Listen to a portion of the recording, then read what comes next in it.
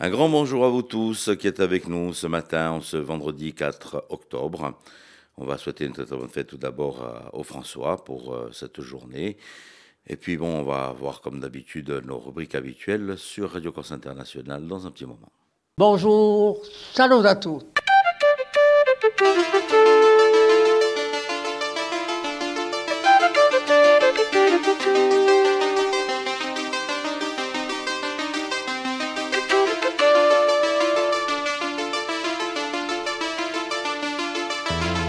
All'ascolto di Radio Corsica Internazionale, prima Radio Corsa. Siamo sempre qui.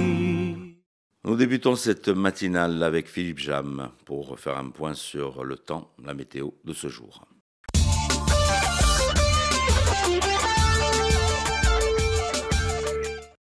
Bonjour Auguste, bonjour à toutes et bonjour à tous. Le temps de ce vendredi sera bien ensoleillé en bord de mer, un peu plus nuageux dans l'intérieur de l'île et sur le relief avec même quelques averses.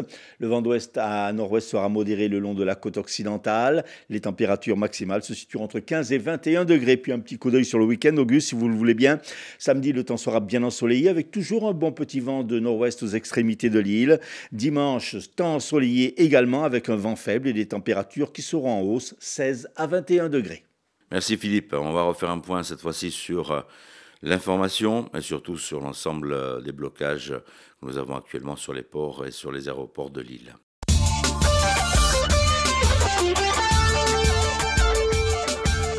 Les 4 aéroports de l'île et les 6 ports sont à l'arrêt, bloqués par les salariés de la Chambre de commerce et d'industrie, appuyés par les syndicats STC et CGT. Conséquence, des milliers de voyageurs sont bloqués sur l'île. Raison de ce coup de colère des agents de la CCI, l'incertitude sur leur avenir, quelques 1200 emplois.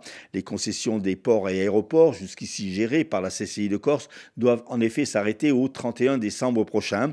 Alors que ce jeudi se tenait à Ajaccio une assemblée générale sur la création de SMO, syndicats mixtes ouverts, pour gérer les infrastructures portuaires et aéroportuaires, Alexandre Patrou, le secrétaire général pour les affaires de Corse à la préfecture de région, a émis des réserves juridiques de dernière minute sur le modèle proposé qui présenterait selon lui des risques légaux importants, notamment en ce qui concerne la concurrence.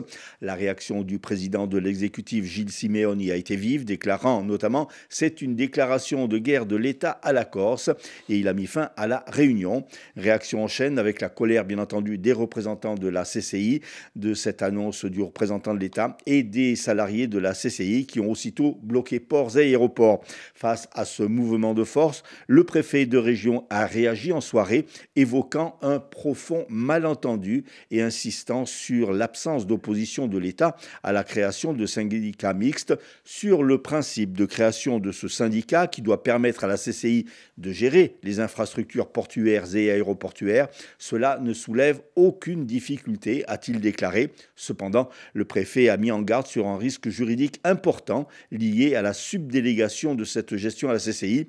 Ce montage peut être perçu comme une forme de contournement des règles de la commande publique, a souligné le préfet. À l'heure qu'il est, des centaines de personnes sont donc bloquées sur l'île en raison de la paralysie des ports et aéroports. En Haute-Corse, le préfet a décidé d'armer le centre opérationnel départemental en préfecture afin de prendre en charge les voyageurs sans solution. Ainsi, le COSEC du Fango à Bastia a été ouvert pour accueillir des passagers et des lits picots ont été installés hier soir. Des repas ont également été fournis par la municipalité de Bastia aux personnes hébergées. Hier soir, quelques 130 personnes étaient ainsi hébergées au gymnase de Bastia. Hier s'est tenu un brunch de l'emploi 100% BTP au centre social Marchetti à Bastia. Organisé par la mission locale, il permettait la mise en relation de patrons et de jeunes en quête d'un emploi, et ce dans une ambiance conviviale et décontractée. Une dizaine d'entreprises y ont participé et une trentaine de postes proposés. La Haute-Corse championne de la superstition. Selon une étude menée par le site Top 10 des casinos, la Haute-Corse arrive en effet en tête des départements français Français les plus superstitieux. La Corse du Sud apparaît quant à elle à la 8e place. La Haute-Corse est créditée d'un total de 9,90 points sur 10. Selon le site, ses habitants multiplient les recherches sur Google sur les superstitions. 5299 recherches mensuelles sur les bons présages, 3975 sur les mauvais présages, et ce sur 100 000 habitants. Dans ce classement, le département de la Haute-Corse devance largement la Lozère, classée deuxième avec 9,79 points, et la Creuse 9,69. En 8e position, la Corse du Sud, avec un score de 9,07 sur 10, avec en moyenne 567 recherches sur les bons présages et 477 sur les mauvais présages pour 100 000 habitants par mois. Et puis il y aura du football ce soir, peut-être, si les conditions dans les aéroports sont levées. L'ACA accueille Martigues. Dans le même temps, le SCB doit se déplacer à Pau. Voilà, donc ce matin, prenez votre mal en patience. Si vous ne devez pas bouger, restez chez vous tranquillement. Ça va vous éviter de rester bloqué dans les bouchons donc, dus aux grèves de ce jour. Pour le moment, on va se faire un petit détour sur les hippodromes de l'Hexagone avec Rémi. Pas de grève pour les courses de chevaux. Donc, nous allons retrouver Rémi qui va nous donner les pronostics des courses de l'Hexagone. Les pronostics hippiques de Rémi sur Radio Corse International. Bonjour à tous, ce vendredi dans les bons coups du jour, nous serons sur l'hippodrome de Vincennes. On va commencer avec le quintet, je vais mettre en tête le numéro 13, Indigo de Fontaine. Passons à la seconde course où le 3, Helios Gemma devrait lutter pour la victoire, tout comme dans la 5e, le numéro 3, Denia. Bon jeu à tous. L'horoscope de ce jour, c'est Paxi qui vient nous rejoindre.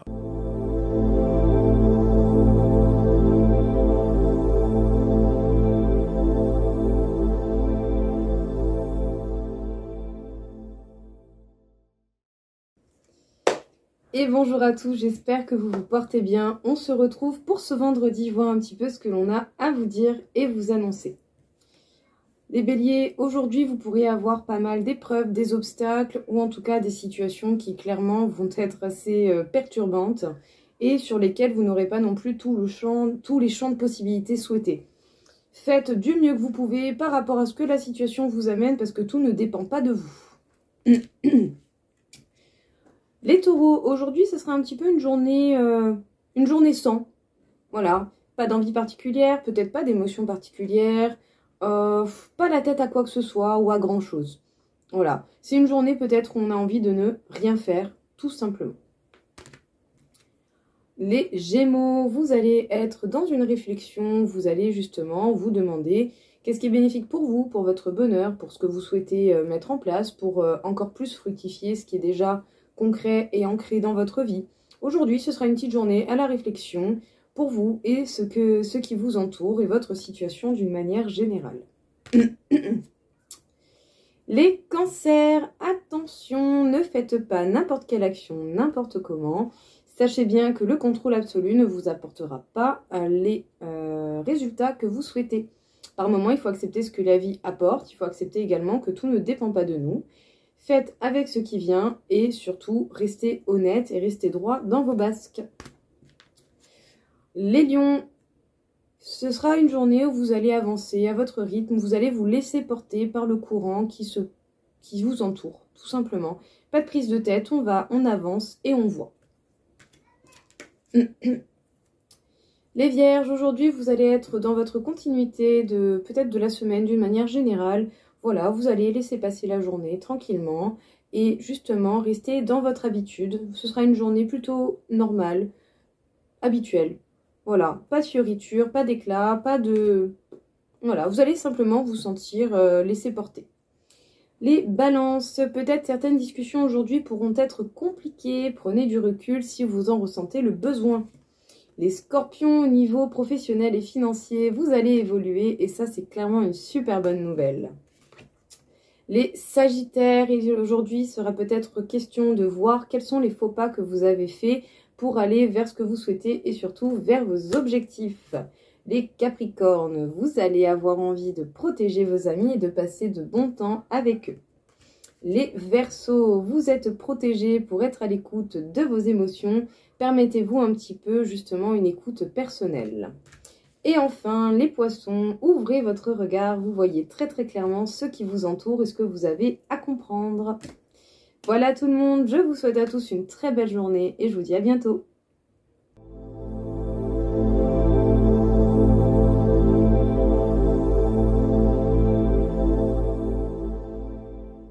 Nous allons retrouver les responsables du Téléthon pour cette édition 2024, présentation de cette édition, avec un tout jeune qui fait partie donc du Téléthon, qui va être un peu la mascotte de cette année.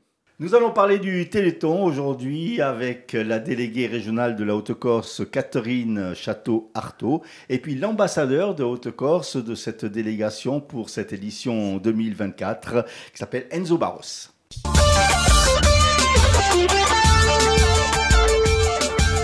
Catherine, bonjour. Bonjour. Donc vous êtes responsable de la coordination de la Haute-Corse. Oui. Enzo, bonjour. Bonjour. Merci d'être venu à notre micro. Alors, un petit mot, où est-ce qu'on en est de ce Téléthon, dont on rappelle la grande journée aura lieu le 29 novembre, mais il va y avoir plein d'autres actions. On est en plein boom, on a une équipe formidable qui se mobilise et des gens formidables qui vont se mobiliser. Il va y avoir plein d'actions sur toute la Corse. Donc on est très confiants. Et on a en plus un petit ambassadeur. L'an dernier, on a un ambassadeur merveilleux, François-Marie Michaeli, qui était extraordinaire. Mais on a notre petit ambassadeur là qui est avec nous et qui va nous soutenir. Et on a également un parrain, Flo Carli, de la Haute-Corse, qui également nous soutient, qui est en ce moment en tournée en Chine avec il est Phébus dans Notre-Dame de Paris, donc il ne pouvait pas être présent. Alors Enzo, bonjour. Bonjour. Alors, tu es le ambassadeur, ça veut dire quoi? Qu'est-ce que tu vas faire exactement? Quel va être ton rôle dans ce Téléthon? C'est-à-dire de participer, de montrer de la force au Téléthon, de les encourager et de répondre aux questions. D'accord. Alors, quelles vont être les prochaines... Je crois qu'il y a déjà quelque chose mi-novembre. Il y a déjà le 11 octobre, déjà une école qui se mobilise, qui fait une kermesse, l'école de Borgo. Et ensuite, mi-novembre, nous avons déjà un spectacle, donc c'est Flo Carli qui stimule tout le monde.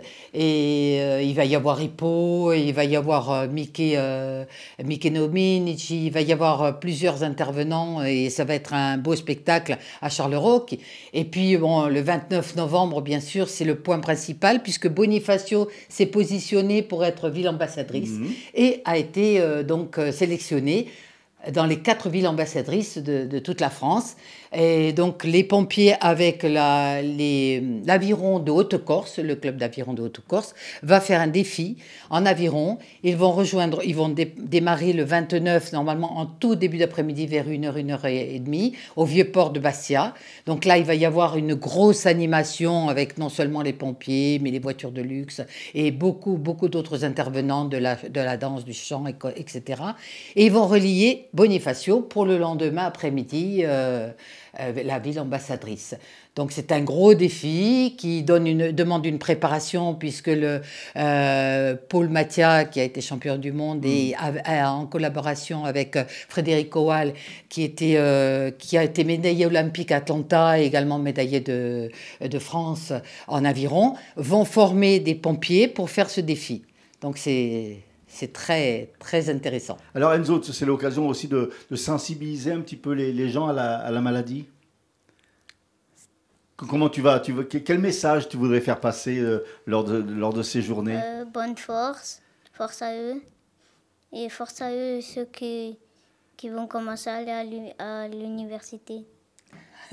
Oui, parce que Enzo est suivi. Alors, il a une myopathie congénitale. Alors, nous avons à l'heure actuelle la myopathie Duchenne qui est déjà bien soignée, où nous avons des essais cliniques très intéressants et des enfants qui ont été guéris pour l'instant. Ils sont en pleine forme, notamment un petit ambassadeur national qui est Sacha, qui lui maintenant saute, il a été traité très jeune.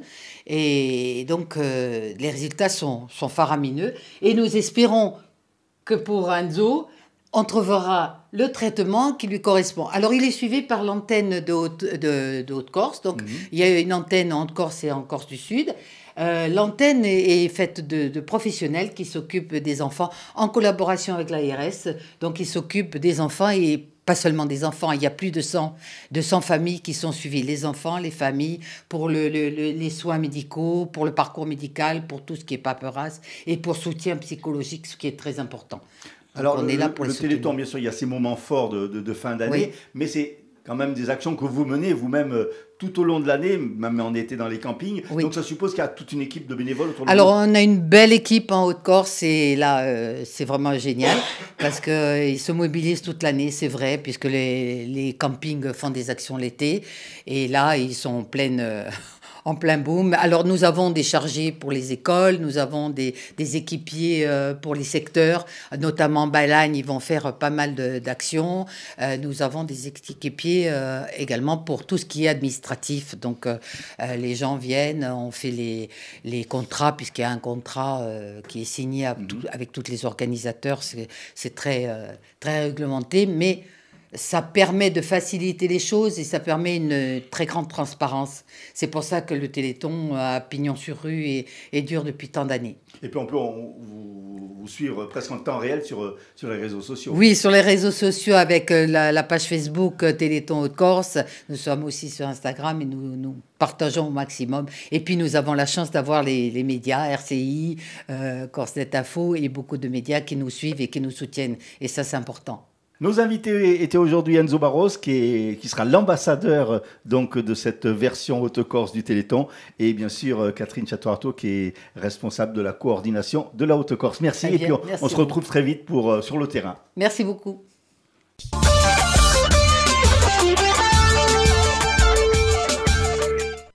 Nous allons retrouver nos invités d'Artemar et sur les plateaux de Radio Corse International et de Télépaese. Dans les coulisses du 42e festival Artemar qui se déroule actuellement à Bastia avec François Rollin, comédien, acteur, également journaliste, et Stéphane Regoli qui est réalisateur et qui fait partie du panorama du cinéma méditerranéen.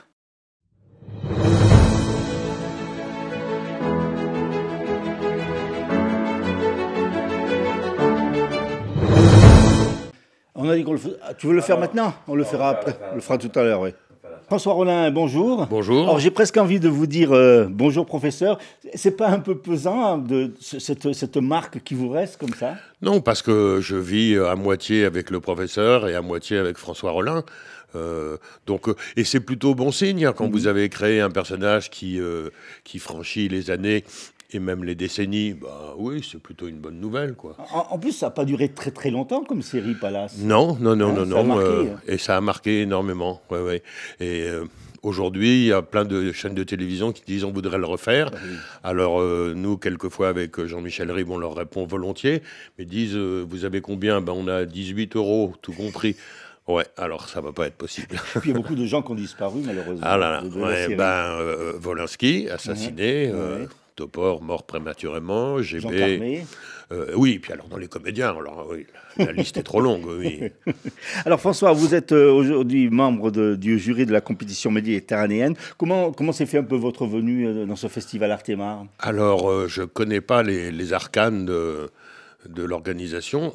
C'est Christophe Bourseillet qui m'a appelé et qui m'a dit tiens, et si tu venais à ce festival? Oui, Christophe qui est un peu le responsable de la thématique. Et d'accord. Donc vous êtes membre du jury de la compétition méditerranéenne, ça veut dire que vous voyez pas mal de films? Oui, on doit en départager 6 ou 7. Alors, quel regard vous avez justement sur ces cultures méditerranéennes? Alors, en termes de cinéma, moi, je suis très très loin d'être un spécialiste. Je suis quasiment un néophyte, mais j'ai confiance puisque dans le jury, il y a des personnes qui vont beaucoup au cinéma, qui connaissent bien le cinéma. Donc moi, je regarde pas ou presque pas la qualité cinématographique, je ne sais pas la juger, et je vais plus être un peu un reflet du grand public qui aime pas, qui s'intéresse, qui se passionne, qui vibre ou qui vibre pas. Donc c'est plutôt comme ça. Sinon, la culture méditerranéenne, oui, pour moi qui suis de Dunkerque, c'est comme ça s'appelle des vacances, tout ce qui est la Méditerranée. Vous aviez déjà été membre d'un jury? Oui, plein de fois, oui. Plein de fois membre de plein de jurys dans des festivals d'humour, des festivals de théâtre, des festivals de cinéma, des festivals de livres, des festivals de poésie, tout ça. On vous voit peu en Corse quand même. En Corse? Oui. Je ne sais pas pourquoi. Alors, Je suis venu très souvent, mais il y a quand même quelques années, puisque j'étais un grand fidèle du festival Festiventu, festival du vent à Calvi, avec la famille Auru. Et bon, malheureusement, le festival a disparu, mais j'ai dû y aller pendant 10 ans. Et ça s'étalait sur un bon mois. Donc, oui, c'était très long. Il y avait pas mal d'activités avec les scolaires. C'était très dynamique. Quel un petit peu, parce que vous avez quand même pas mal de casquettes. Vous êtes metteur en scène, journaliste, chroniqueur radio. Quelle est un petit peu votre actualité en ce moment ? Oh, elle n'a pas beaucoup changé. Je tourne un peu autant que c'est possible dans des films. Là, j'ai fini un film avec Amélie Bonin, puis je tourne la semaine prochaine une journée dans un film de Julia Ducournau. Moi, de toute façon, je vais vous faire une confidence qui n'est pas si confidentielle que ça. C'est que de tous les métiers que je pratique, celui qui est le plus réjouissant, le plus facile et le plus lucratif, c'est le cinéma. Tourner une journée de tournage, c'est très simple, c'est une journée de vacances, c'est-à-dire qu'au petit matin, une assistante très fraîche et très sympathique vient vous chercher à la maison. Elle vous emmène quelque part. On vous fait patienter, en s'excusant de vous faire patienter 10 minutes dans une loge où il y a une corbeille de fruits, des boissons, du café et tout ça. Et puis, au bout d'un moment, on vient s'emparer de vous. Vous n'avez rien à faire. Vous allez devenir tout beau, tout comme il faut. Avec la maquilleuse et avec le costume. Puis, on vous emmène sur le plateau. On s'excuse de vous faire attendre 3 minutes. Vous dites bonjour, mesdames et messieurs, merci d'être venus nombreux à cette conférence. C'est votre texte du jour. On dit génial, on en refait une. Bon, ça continue comme ça. À midi, on mange très très bien, avec que des gens charmants, hein, puisque des comédiens. Et le soir, une assistante très, très sympathique vous ramène chez vous. Et moi, je demande combien je dois. Parce que c'est vraiment une journée de joie, c'est formidable. Et on me dit non, c'est vous qui allez être payé, puis mieux que quand vous allez au théâtre. Hein.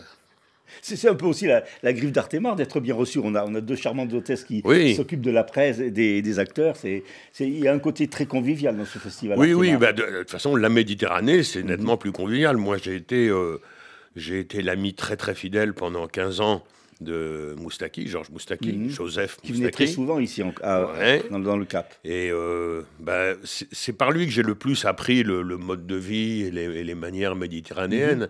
Cette douceur, cette sérénité, cette tranquillité. Et puis, voilà, c'est une vie plus douce, c'est des gens plus doux que les gens du Nord.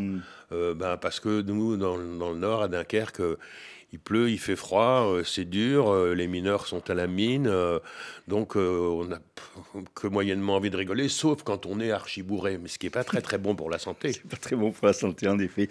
Comment se passe justement votre participation en tant que membre du jury ? Vous notez, vous discutez avec les autres membres du jury ?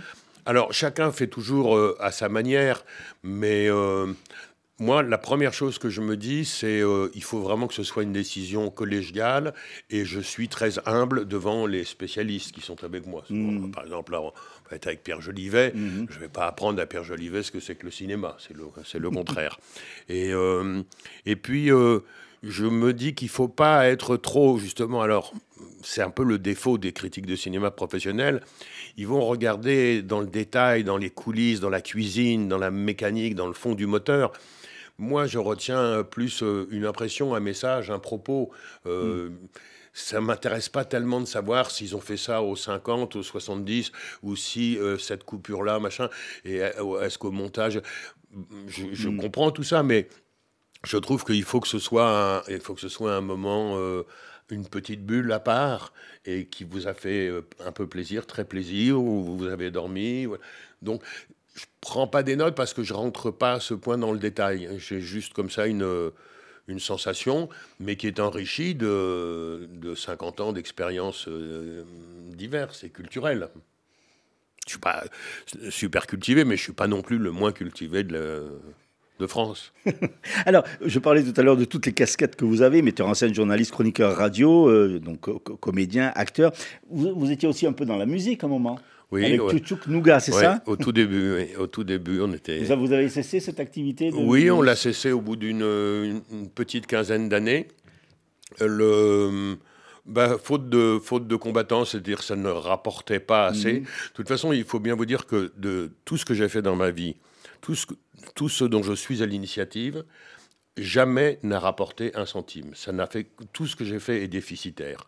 Donc je suis, mon banquier en est navré. Alors j'ai été dans des aventures qui ont bien marché, mais c'était pas les miennes. J'ai été invité par Alexandre Astier à faire Kaamelott. J'ai intégré l'équipe de Jean-Michel Ribes. Bon. Tout ça a bien marché. Mais ce que j'ai entrepris tout seul, bouquins, spectacles, rien n'a rapporté de l'argent. Rien, jamais. Voilà, ce sera, on dira que c'était ma vie. La passion. Oui, de toute façon, je saurais... Comment vous êtes entré justement dans ce métier, en fait? Tout à fait par hasard. Alors, je vais vous dire comment c'est... Il y a une chose particulière chez moi, c'est que je n'ai professionnellement jamais eu de désir. En fait, la vie professionnelle, pour moi, ça n'a pas de sens. Je m'en contrefous. La seule vie qui vaille, qui tienne debout, qui me parle, c'est la vie privée. La famille, les enfants, avant tout, les amis, les promenades en forêt, que des choses privées, la vie privée. La vie professionnelle, je pourrais m'en passer totalement et je n'ai jamais eu le moindre désir, donc c'est rien de dire que j'ai pas eu de vocation, même pas le début du quart d'un désir de faire quoi que ce soit. J'ai fait une école de commerce dont j'ai revu les anciens l'autre jour. Maintenant ils sont directeurs général de je sais pas quoi, machin. Tout ça ne m'intéressait pas, donc je sais ce que je voulais pas faire. Mais alors, comment ça s'est passé? C'est des gens qui sont venus me chercher. Et tout ce que j'ai fait, je me suis appuyé sur le désir des autres. Donc, la première fois que j'ai fait de la radio, pourquoi? C'est parce que c'est Laure Adler qui m'a téléphoné pour me dire « Je voudrais que vous fassiez une chronique chez nous ». Une autre fois, c'est Olivier Poivre-d'Arvor qui m'a dit « Je voudrais que vous soyez sur notre antenne ». C'est Thierry Ardisson qui est venu me chercher. C'est Jean-Michel Ribes qui est venu me chercher. C'est Pierre Palmade, Jean-Marie Bigard, Chantal Latsou, Laurent Violet qui sont venus me chercher. Quelquefois même, je ne les connaissais pas. Et après, quand quelqu'un vient vous chercher, vous désire et fait un truc qui est intéressant, oui, alors ça va tout seul. Et je le fais volontiers. Mais sinon, moi, je ne désire rien. Vous avez plongé tout de suite dans l'humour? Ou c'est arrivé comme ça aussi, un peu par hasard? Par hasard aussi. Par hasard, c'est juste mon tempérament. À un moment donné, on m'a dit « Oui, vous êtes humoriste ». Mais d'abord, je considère que humoriste, c'est pas un métier. Hein. L'humour n'est pas une discipline. L'humour est une qualité. Vous pouvez avoir autant d'humour en faisant de la radio ou en étant boulanger. Oui, bien sûr. Et puis, je me suis rendu compte petit à petit que je le veuille ou non, à peu près tout ce que je faisais était un peu rigolo. Et parce que c'était un peu décalé, un peu marginal, un peu absurde, j'ai ceci qui me rapprochait tellement de Topor, c'est que le réel nous ennuie et que donc nous aimons être dans l'imaginaire. Les grands amis que j'ai eus dans la vie étaient des gens qui étaient beaucoup dans l'imaginaire. Topor, Darry Cole, qui était totalement perché, Moustaki aussi, qui était un peu toujours dans ses étoiles, dans ses guitares et dans son soleil d'Alexandrie. Et voilà, j'aime pas beaucoup les pieds sur terre parce que ça brûle les pieds le plus souvent. François Rollin, merci beaucoup d'être venu à notre micro. On rappelle que vous êtes donc membre du jury de la compétition méditerranéenne de cette 42e édition du Festival Artemar.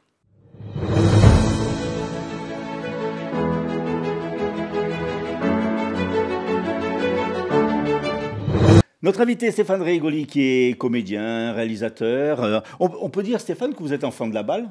Ah, un petit peu, ouais, il y a de ça, non, c'est vrai. Mon père, il était déjà un peu dans le business, effectivement. Il faisait déjà des concerts dans les années Twist. Il faisait déjà des concerts de rock, des choses comme ça. Et j'étais un peu bercé par ça. À l'époque, on habitait à Paris, en fait. Et déjà, à l'époque, je ne sais plus comment ça s'appelait, Élysée-Montmartre, je crois. J'ai été emmené là-bas déjà tout petit.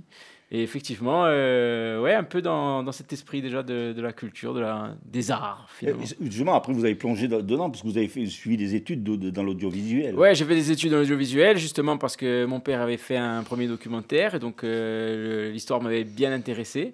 Et donc, je m'étais dit, tiens, ça serait chouette de faire un métier avec ça. Et donc, essayons de faire un premier film déjà. Et puis, se former, c'est pas mal non plus. Donc, allons-y. Donc, j'étais à l'université de Corse, à l'UT me former, on va dire. Ou me déformer, je sais pas. Vous avez été acteur aussi dans Napoléon?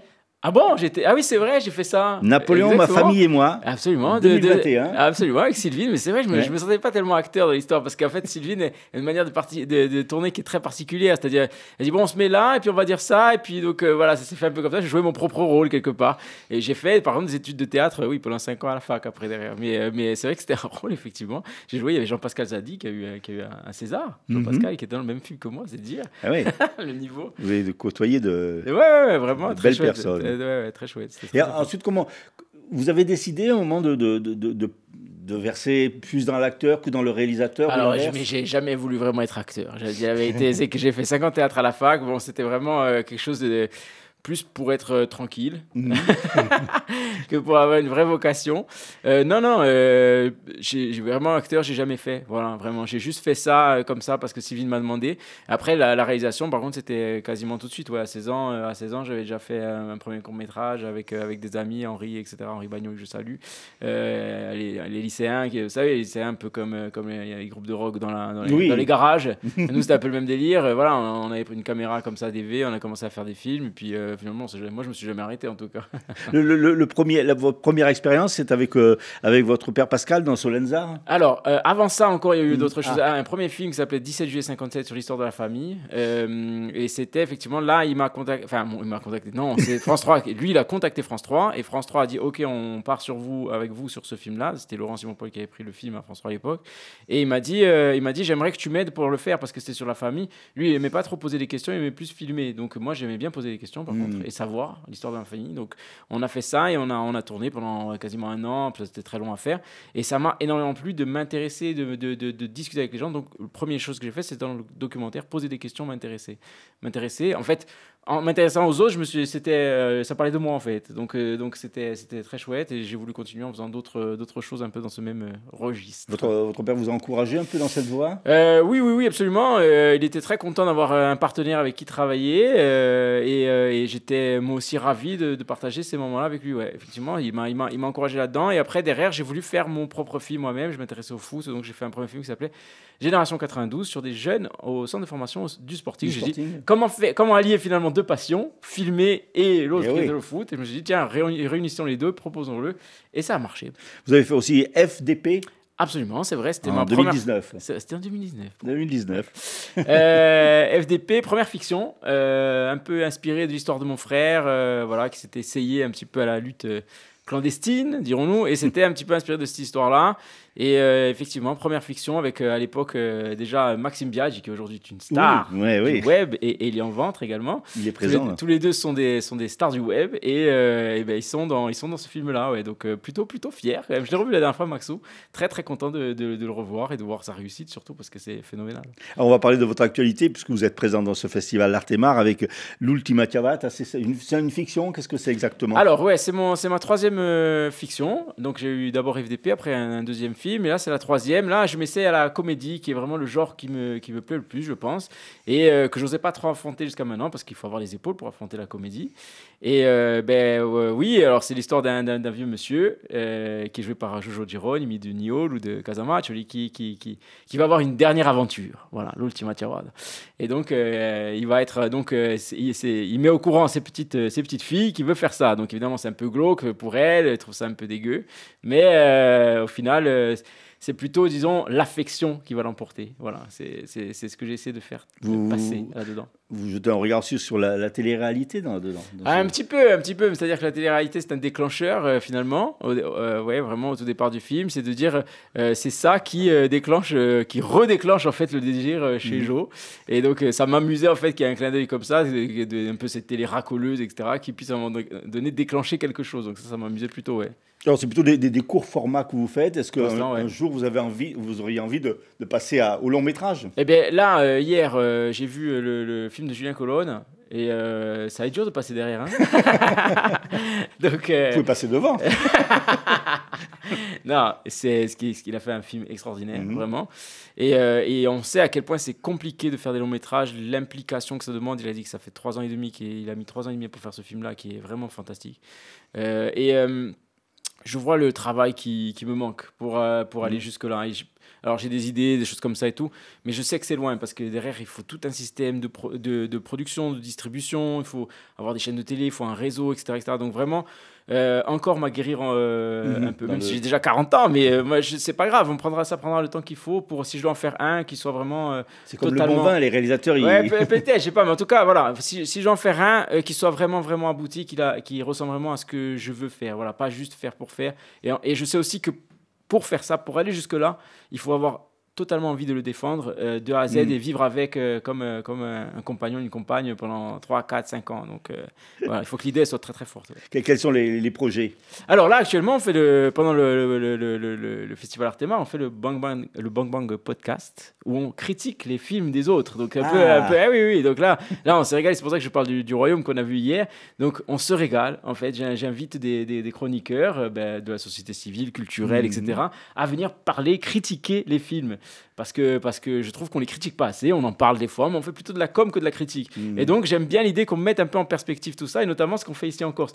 Parce que souvent on dit, pour ici c'est bien, hein. C'est nul. Moi si on me dit ça, j'ai envie de crever. Donc non, surtout pas. Donc voilà, donc on met un peu en perspective, on essaie d'apporter un autre regard, un autre angle, et surtout d'en parler de ce qu'on fait ici. Voilà. Et donc par la critique, des fois, il y en a qui peuvent ne pas être d'accord. On a critiqué par exemple Toussaint Martinez, qui est venu me voir, qui me dit, attends, je vais t'expliquer la fin du film, et tout en bienveillance.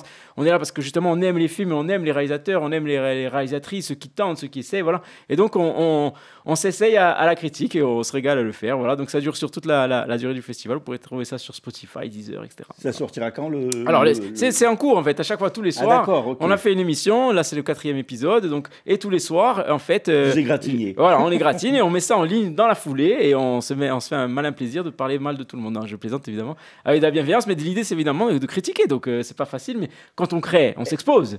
Voilà, donc nécessairement... Est-ce que l'Ultima Javad a été critiqué? Alors justement, on va faire ça. Samedi, c'est prévu. Je ne serai pas là. Je vais laisser les commandes de l'émission à nos jeunes ambassadrices qui sont en fait des lycéennes qui font partie d'un programme donc, qui est soutenu par le CNC et qui ont permis que ce podcast existe. Et donc on va leur laisser la main sur cette émission et je vais me faire déglinguer à mon tour. Il n'y aura pas de censure. Hein. Non, absolument pas. Non, je ne vais pas couper, je ne vais pas jouer des ciseaux là-dessus, il n'y a pas de problème.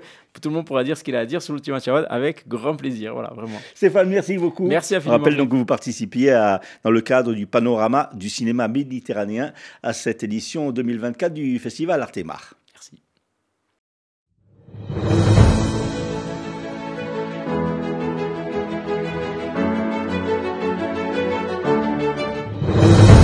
Un petit détour sur les titres de l'information avec Philippe Jam.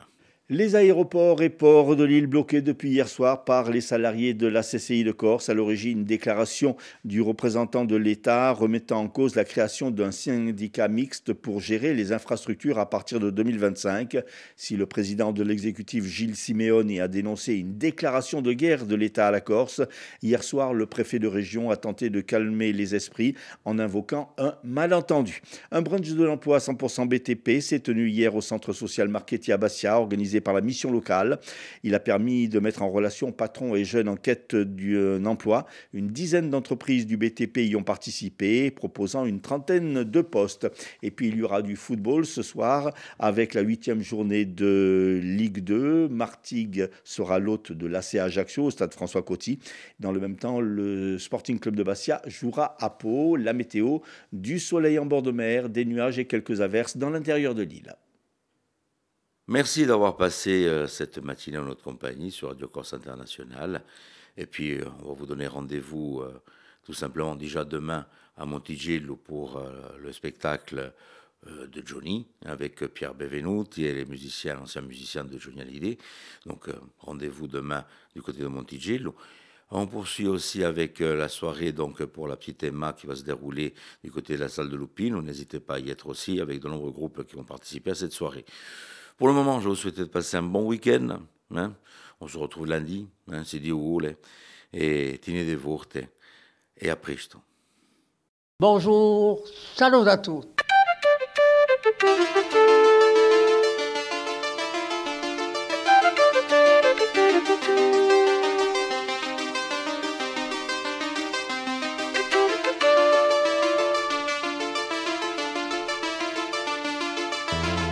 All'ascolto di Radio Corsica Internazionale, prima Radio Corsa. Siamo sempre